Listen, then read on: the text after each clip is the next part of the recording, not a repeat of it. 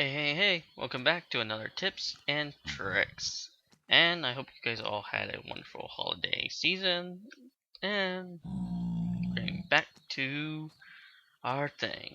So, here's a quick tip of this hour is when you're going exploring any of these nether fortresses, you must put in torches as you have always done for the cages, light them in them, on the whatever direction you're walking in on the right side you're facing. As you go down, you can put them down there. For anything like this, put it down, but you don't really need it, so yeah. Oh yeah, and don't hit and kill don't try to kill these guys because, well, they're just gonna gang up on you and try to kill you. So anyways, to find Netherwart, you need to find a big enough, well, nether fortress to find them. This is the second one I found, and it's pretty close to the first one, so you can basically tell this has some goods growing in there. And as you can tell, there's a couple stages. The food growing one is the best to harvest, like anything else that is in Minecraft that grows. And you basically pick them up, and you might as well take the, well, sand with you since you're gonna need that to grow them in. So you just use your shovel, do like that. So quickly, jump out. You can do the same thing here. You can also kind of go down underneath them to harvest it at the same time.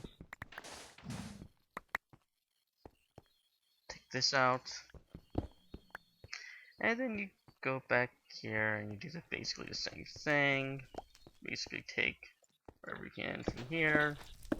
Get all. Because you're not going to want to come back here to get it. Unless you want to harvest, you know, laser rods, which you can only get from blazes.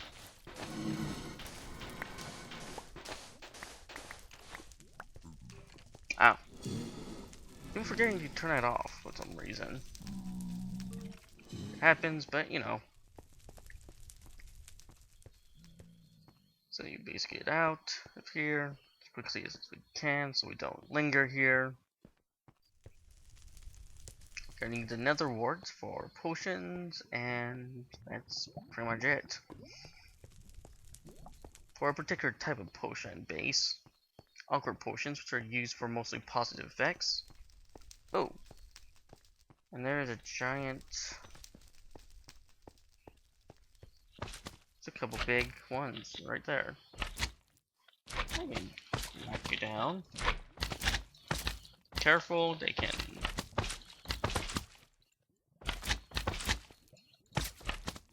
Go, they drop magma cream. That's what it's called. Careful of the lava. They're basically like slimes, but you kind of basically want to be careful around the lava here. You don't want to get them in your face.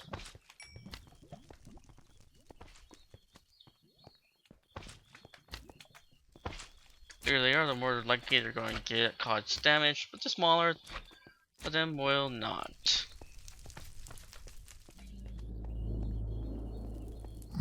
The medium-sized ones are going to cause damage, just like the big ones will also cause damage, but the small ones will not. Nope, not at all. So we get out as quick as we can, but also keep our eye out for any dangerous falls into the lava. Because we don't want to lose all this stuff that we picked up recently, so we'll basically have to try to avoid that, won't we? Oh my goodness, it's a gas. Be careful of them. They will try to kill you.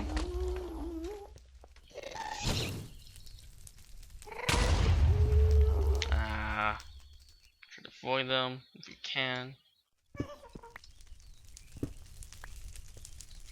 Get all the fires you can while you're on it. As long as they can't see you, they won't fire at you.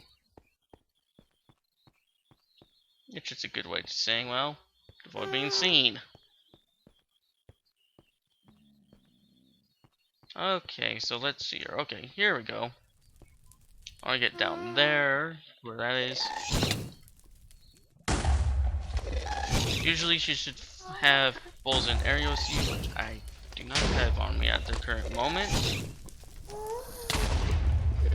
So I'll run away like a little frisky.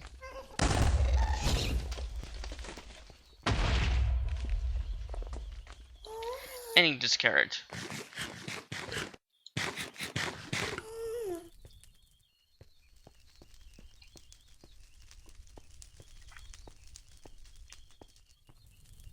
Okay, so we want to avoid getting and catch on fire.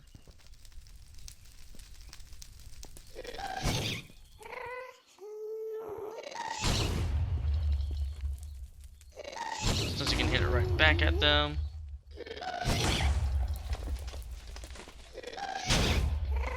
We'll avoid that, but for now, avoid that, since that will cause us to drop down to a pit of lava. So we're going to have to avoid that as much as possible. Oh yeah, careful blaze. You might want to also use distant taskets with them, as well as weather skeletons, because they have weather effects. Wither, not weather. Makes it hard to see your health, but oh, come on.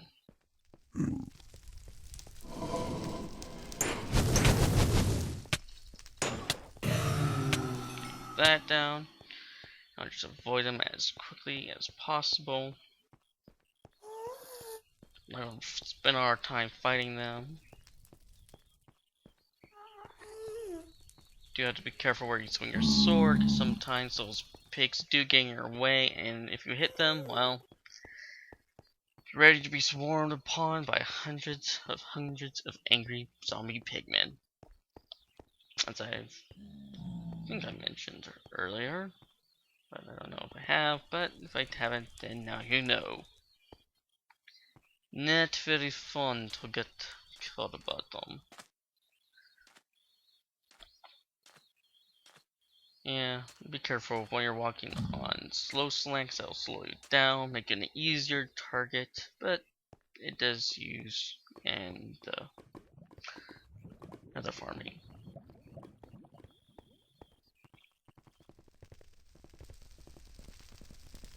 We can also pick up some glowstone on our way.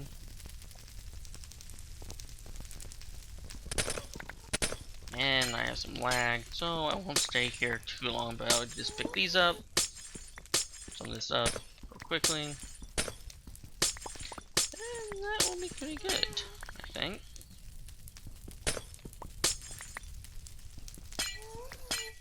Okay, we'll do that and that and that. Keep that up.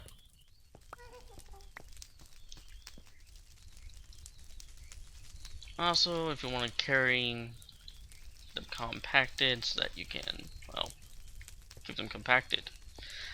I believe glow dust is also used in potion making to make, I believe, effects, I believe, longer. Which I'm pretty sure of. And the other effect you can use is to make a splash token with gunpowder, which you can get from creepers, which we pretty much know by now. And so that we can make some potions. So jump right in here. And now we're going to be back. Oh, Looks like we're facing into there. Joy. Alright. So now that we're back out, we can make ourselves another farm. You can make your nether farms right underneath here. Underneath the ground. You can't make it in the sun. So you have to make it underneath the earth. Thankfully, we have an area where we can do that. Or make an area right now.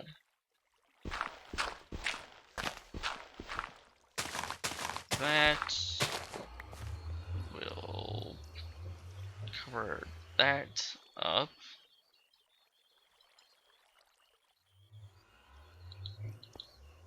So don't get as much. And then I'll have to definitely make it bigger, but I'll quickly make a something like that, a farm for you. Basically, you do this, cut it out, and place sand right in here.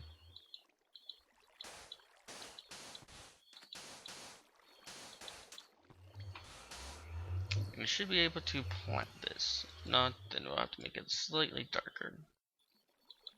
So, yeah, basically as long as you have it covered up, you can have it grown right in here. And a little caver. You can't place it on dirt. And I don't think you can place it in the sun either. So, I'll just demonstrate that right now. And you can't. That's dirt. There we go. Oh, that's weird. You can also do it on the ground in sunlight. Okay. I guess I was wrong. But, you know, I personally prefer to grow them underneath here. Because that will give us plenty of stuff to grow right there. I'll give you a pretty good idea how to make this. Now we can create potions. I'll have to look up on the wiki again on how to make certain potions, and I will just write some key potions that you might want to make. So, with that in mind, I believe I should also you can also use blazes to make ender eyes so that you can use them to find a. Oh yeah, you need to make a blaze dust, not blade raws. That's my bad. So let's get out